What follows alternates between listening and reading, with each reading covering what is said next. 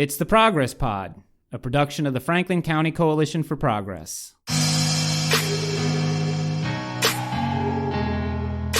I think that this is a great conflict of interest. To ask men holding office, elected from districts, to change the lines of that district to fit the new population changes. And they are dealing with the district that elects them. I think that a bipartisan citizens committee representing both parties and top-ranking citizens would perhaps do a job that would be based on the needs of the district. I'm Pete Mazzoni. Fairness. Our democracy is built on the idea of fairness and fair representation. But many of our legislators in Harrisburg are not interested in fairness. They're working actively to promote something quite apart from fairness in order to maintain their power. Right now, there's a battle in our state to either maintain a status quo designed to benefit the party in power and undermine democracy, or allow the voting districts to be truly representative of their constituents. Currently, it's the GOP engaging in this venal form of control. But at the time President Reagan was speaking on the issue, many Democrats in Congress were serving in districts drawn to their advantage. If you think this is a left or right issue, you're either partisan to a fault or perhaps have lost all faith in our system of elections. But there is hope. With us today, we have Pete Legiovane and Mike Brendle of the Franklin County chapter of Fair Districts PA, a group advocating for fairness in the way lawmakers' districts are drawn. Thanks for being with us here today. So let's get started in talking about how does gerrymandering work and what are you working against here specifically in Pennsylvania? Well, what gerrymandering does is it allows the legislators to draw legislative districts that contain more of their voters, people who are registered for their party and have indicated they're going to vote for their party and they're candidates of that party, so that you put as many voters of your persuasion in your district as possible to assure that you keep getting reelected. And you also can dilute the amount of voters in the other person's party to make sure they don't. And it's been going on for hundreds of years.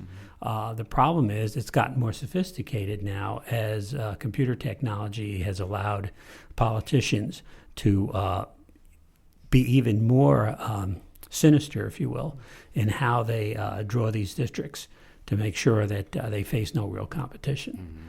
And it's gotten to the point now where, for example, in Pennsylvania, 13 of our 18 congressional representatives are Republicans. In a state that's pretty fairly split, 50-50. And in fact, in most congressional elections, Democratic candidates get more actual total votes. So it's a terrible system, and it's not just a partisan system, as we see in Maryland. It's the opposite way. Democrats have jerry-rigged the system so that they control the legislature. The classic example is, if you're familiar with Maryland, Western Maryland is very rural. Yeah, right. And for years, a Republican represented that area.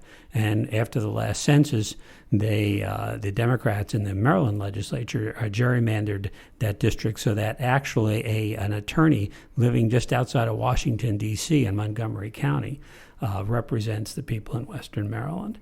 So it's a heinous system, and a number of legislators in our Pennsylvania legislature have come up with legislation to correct that.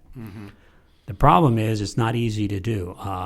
Pennsylvania, and we can talk about this later, has a terrible system of referendum and of reforming itself. And so it's very difficult to do. In order to get a referendum before the people to amend the state constitution, you have to get a bill approved in 2 consecutive sessions to put before the voters. And of course, those bills have to be approved by the same legislators whose power you're trying to curtail. Right. And we can talk about what happened last week. Let's go ahead and talk about what happened last week. Well, the House Bill 722 is the one that calls for the creation of independent redistricting commission. And it had 110 sponsors, which is over half the people, the representatives in the state assembly. So it looked fairly good that we might actually get a floor vote. But Representative Metcalf pulled a quickie, and he called a unannounced session of the I think it was the Rules Committee that he's chairman of, and presented without any notification until the night before that there was going to be a meeting, and what the meeting was about. And when everybody showed up that next morning at 10:30, he presented a redistricting bill that he and members of his committee had drawn up, Republican members of the committee had drawn up, and all 15 Republicans voted for it. All Democrats, I think, 11 voted against it, but basically they voted out this new redistricting commission that just basically does the same. As a matter of fact, it's even worse than what we have now because it removes the Supreme Court from any participation in redistricting. So it makes it even more political. Now, is that a rewriting of HB 722? And supposedly it was, bill? But it's a new bill. So for those of the listeners, this is to amend the Pennsylvania Constitution by establishing an independent redistricting commission to provide a nonpartisan process for redistricting in the state. So they have pulled what sounds like a parliamentary procedure to undermine this. So where does this leave HB 722? Is it dead? It depends. It depends on whether or not they actually present it to the Assembly or not, or whether they present this new bill to the Assembly. From people I've talked to in Harrisburg, they kind of think that it'll just die in this committee. Both bills. They don't want it to go to the floor for a vote because then those 110 assemblymen who co-sponsored it are going to have to expose themselves to a vote. Mm-hmm. And my feeling is, and a lot of people's feeling is, that there are a number of co-sponsors of this legislation who wanted their name on as co-sponsors, but never really actually wanted to see the legislation enacted. Mm-hmm. And so that what happened in Metcalfe's committee was probably ordained from the beginning, that they were never going to let it hit the floor. So where does that leave the effort? Because the Supreme Court the state Supreme Court ordered them to do redistricting, correct? Yeah. That was only for the districts for our congressional seats in right. Washington, D.C., right. not for the state assembly. Right. Okay, I'm talking the about state something senator. else. Okay. Right. Yeah. And there I are think 3 levels here.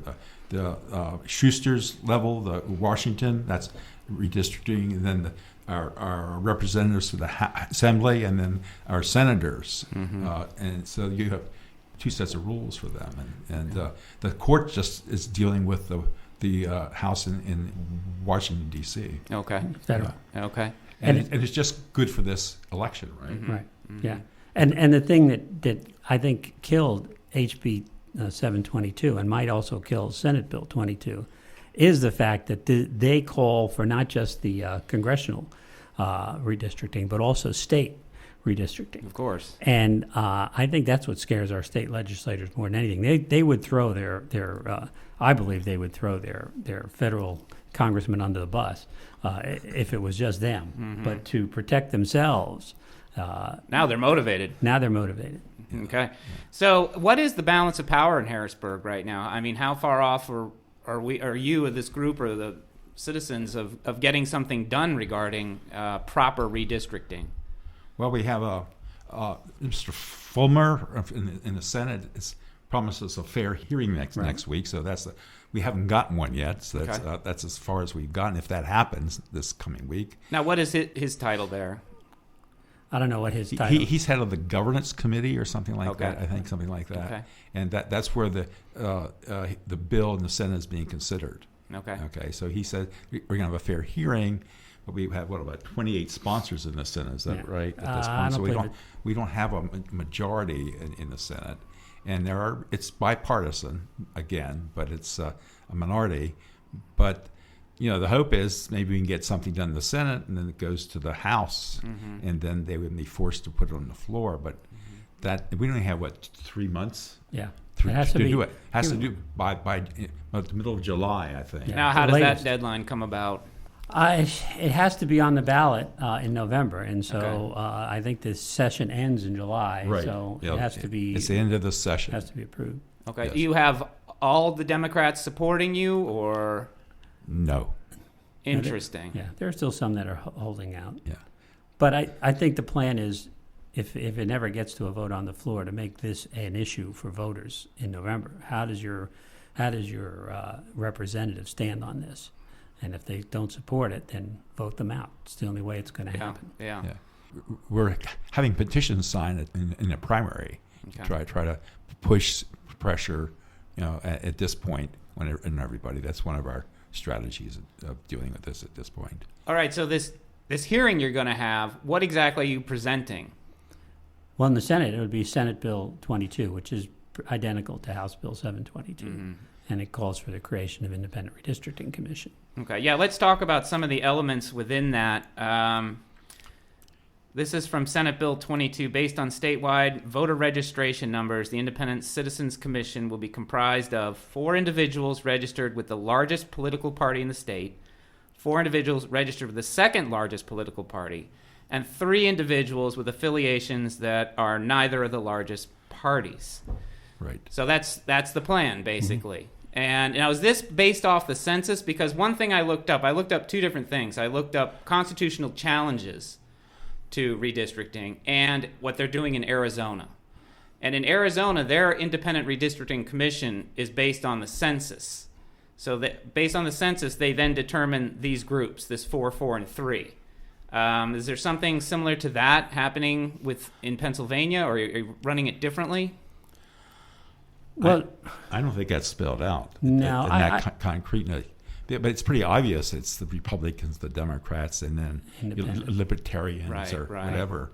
And the other thing is that you can't have say the Republicans in the independent group gang up on the Democrats for a district to be presented. You have to have at least one from each of the groups sign on to it. Mm-hmm. So that's another way to keep it more fair.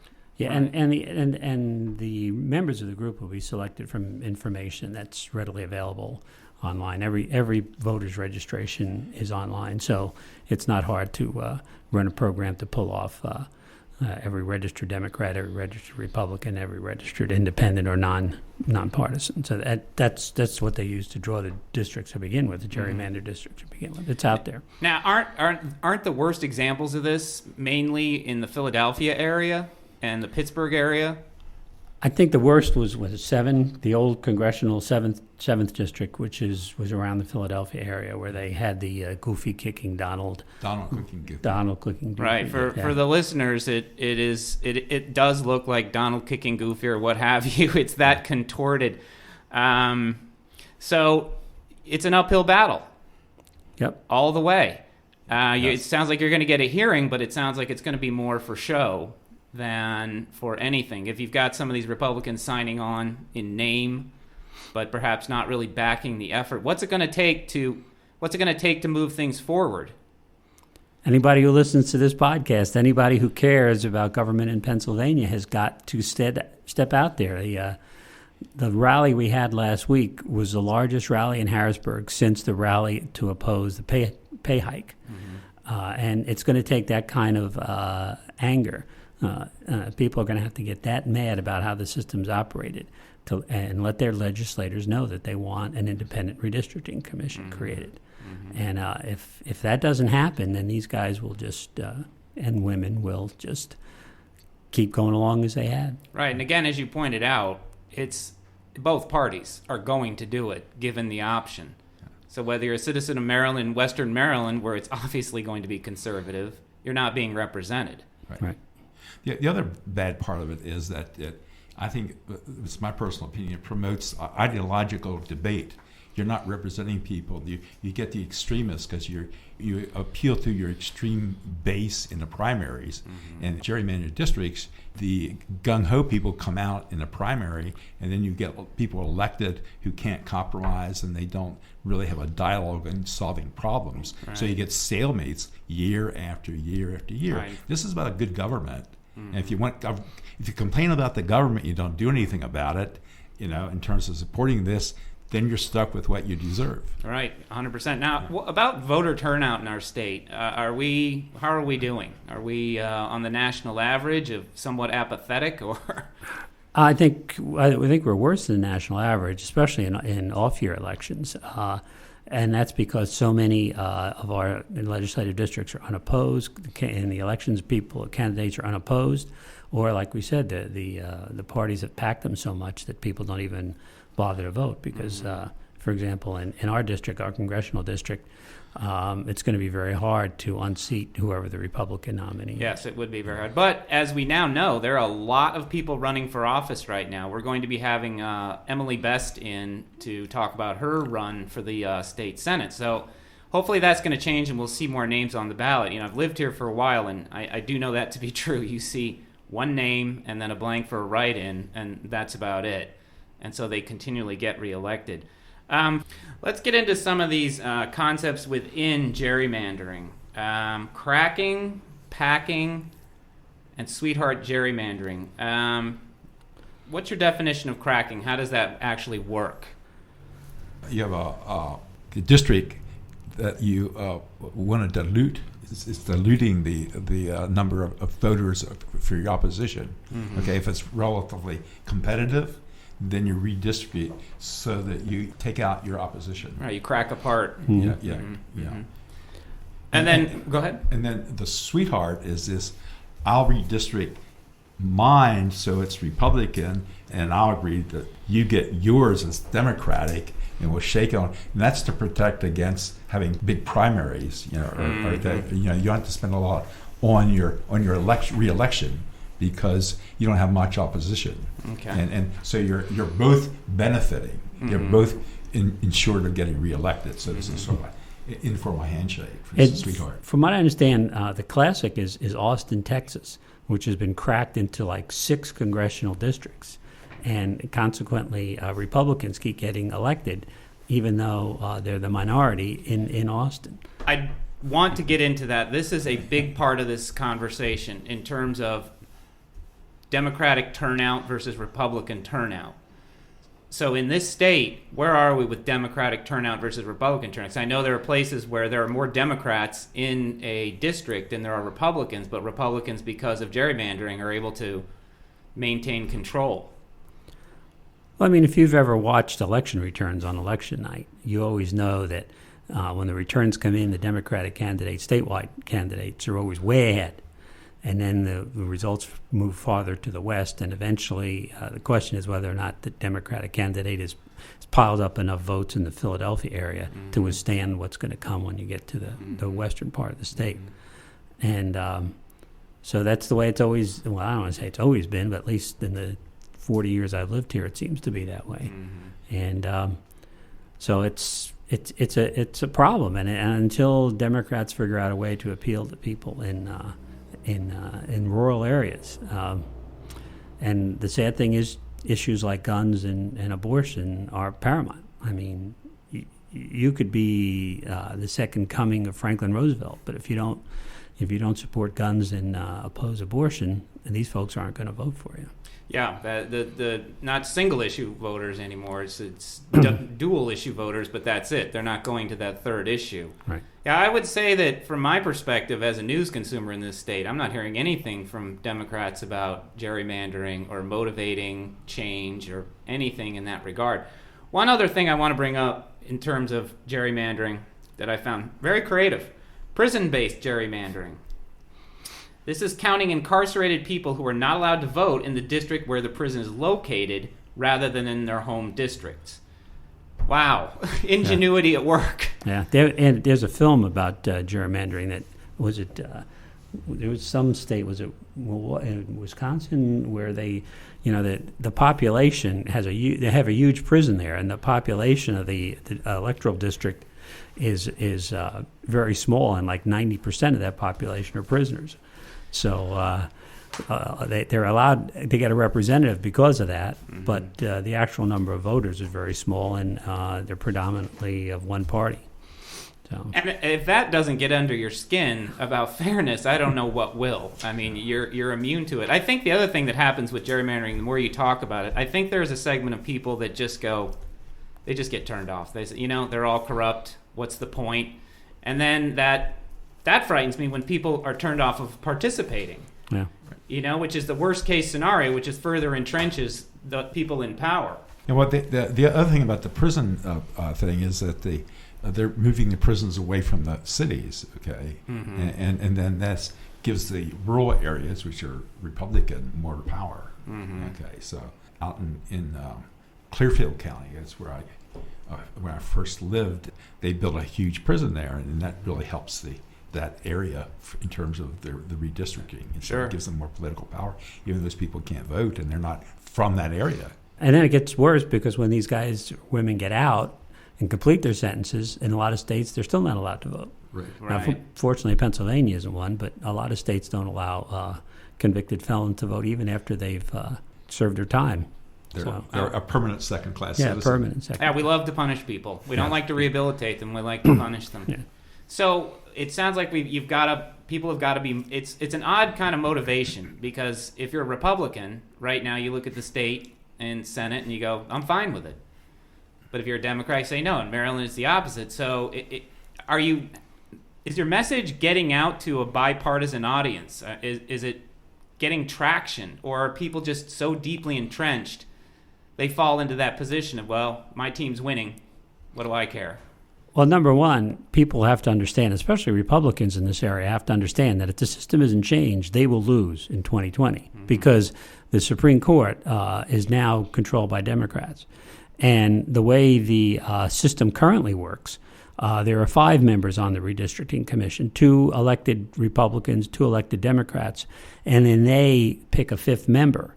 And traditionally what happened is if the courts were previously Republican, which they were, then the Republicans on this commission would not be able to agree on who that 5th member would be, and the Supreme Court would pick that person, and a Republican Supreme Court would pick a Republican, and that's how we got this mess we are in today. Right. But now the Democrats control the Supreme Court, so if nothing's done, the Democrats will probably do pretty well in the next redistricting. So they should. But again, it's because of a rigged system, not because not the way the system should work, not a fair and independent system. So it's just a bad system all out, and we've got to change the process. Whether or not people are going to understand this, I'm not confident they will, and I'll tell you why. And Jeremy is probably aware of this. I went around to local governmental agencies and asked them to support a resolution, to endorse a resolution supporting HB 722 and Senate Bill 22 to support our efforts to create an independent redistricting commission. The Borough Council of Chambersburg voted unanimously to endorse that resolution, and they did, and passed the resolution. I went to Greencastle, and they voted narrowly to support and endorse the resolution and sign a resolution. I went to Waynesboro, and they wouldn't even consider it.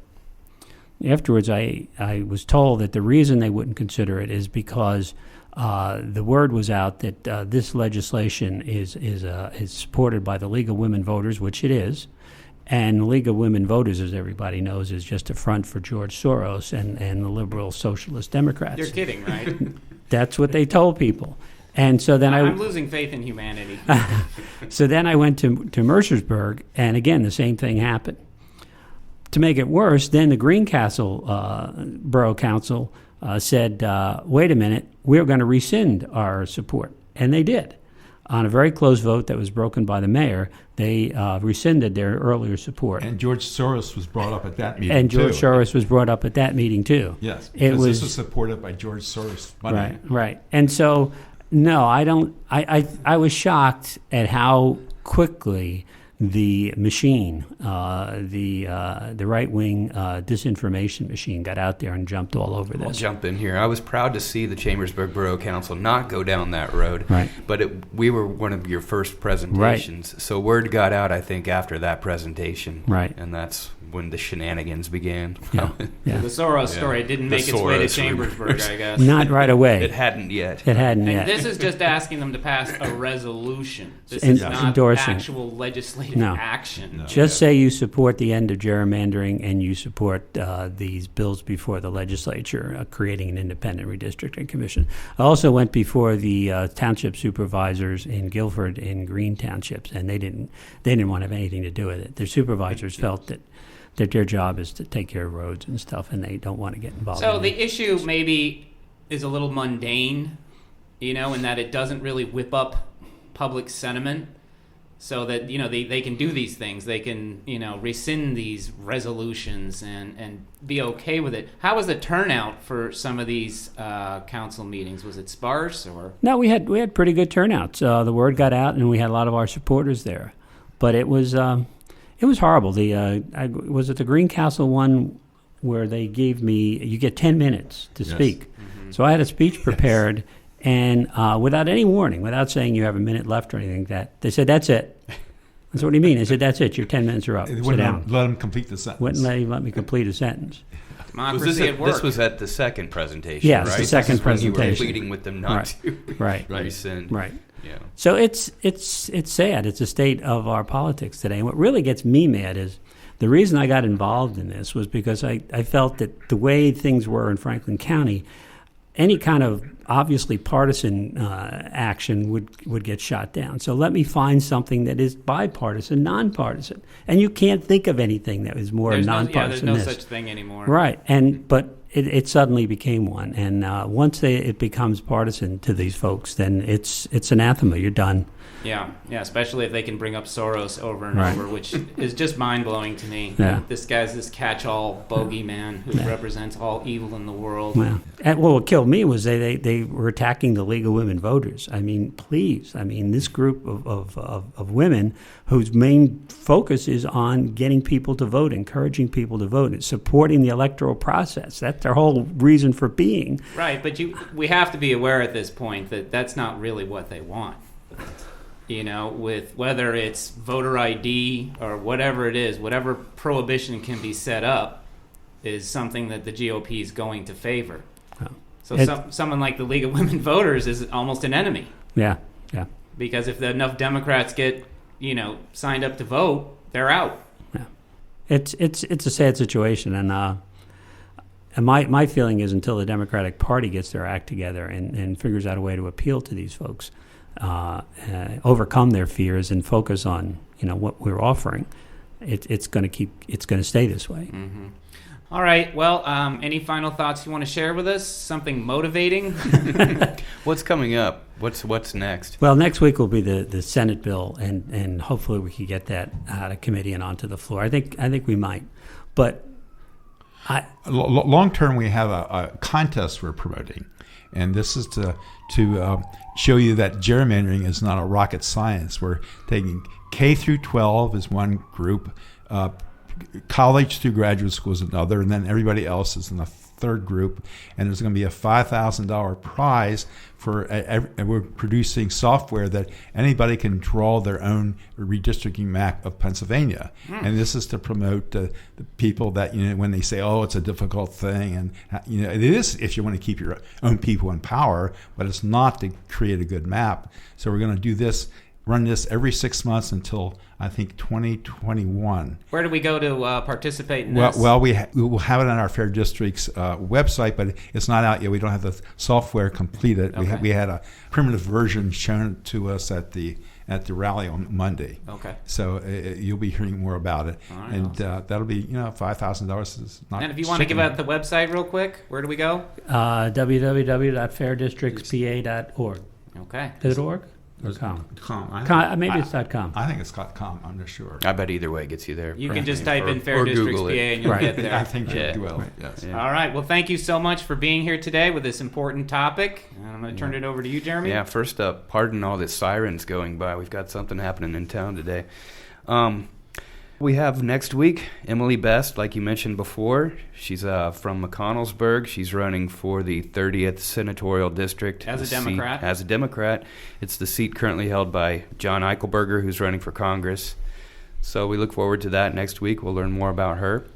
Eichelberger, by the way, was the one who was spreading the Soros rumor. Really? When I talked to people and said, how did you hear about that? He referred me to Senator Eichelberger. Also, I guess it was when I was in Mercersburg, Jim Taylor, if any of your listeners remember Mr. Taylor, extreme right-winger, when I mentioned to him that our Republican representative, Rob Kaufman, supported HB 722, he said, I talked to Rob, and Rob said he just signed on to that just to get these people off his back, but he doesn't really support it. So It's really devious and nefarious the way these our legislators have probably scripted this out from the beginning and knew that they could support it because it would never come to a floor vote. If we could get this to a floor vote, then we could really put these people to the test. Mm-hmm. Well, I think I talked to Paul Schimmel, and I think he does support it. Yeah, so Schimmel we actually met with. Schimmel's a Republican, correct? Yes. He's Republican, yeah. And, from the Greencastle area. Yeah, and Hamilton Township, which I live in. And we had a long that's part of gerrymandering. We had a long conversation with him last was it October we were out there? We were both up there. And he's the real deal. Yes, he is. Really is. So there are those out there An with the honest right politician. intentions. Yeah. Well, he's young and idealistic. Oh, there we go. That's the ticket. Get them when they're young, right? And we have we had a group of people from Minnow Haven who do vote, and we went to see Rich Alloway, our senator, and he was against it. And after an hour of talking and saying, you got to provide leadership for good government, it's your responsibility, we vote, he actually changed it. He called up Fulmer, talked to him while we were there. And now, are you getting these people on the record? He changed his mind, yes. He got on the record. He's for sponsoring it. And we wrote a letter to the editor thanking him for co-sponsoring it, and he didn't deny it. Okay, so he's on record. But whether or not he's actually prepared to vote for it, we'll never know if it doesn't come to. We don't know that. Right. But he said he did. I know we're running out of time, but just one more thing. So in 2020, one way or another, redistricting is going to happen. Right. What's going to happen right away? It always happens after the census. Yeah. Yeah. Right. So you've got to be thinking, what's their plan? Because I guarantee they have one. Well, their plan is to, I'm sure, to change the judges. Keep the system in place and then make sure more Republican judges are elected in the next judicial elections. Yes. Okay. Well, again, thank you guys very much for coming here today. It's a fascinating topic. Pete, we've got to remind people about how they can contact the Progress Pod. ProgressPod at gmail.com. Gmail.com. Get in touch. I wanted to say this week, give us your thoughts on the show, give us ideas for shows, and also, if you have an event coming up, you're a nonprofit who has an event you'd like to promote, send it to us, send it our way, and we'll send your thoughts and prayers. Promoting We're that. ready. If you have any questions that I didn't address today, send those as well, and we'll reach out and we'll get some answers for you. Don't forget you can subscribe to the Progress Pod on iTunes. In the iTunes store, you just plug in Progress Pod into the iTunes store search, and you'll find us. And we're also online at progresspod.org and on Twitter at the Progress Pod. All right. Thanks very much. Yep. Thanks, guys. Thanks, guys.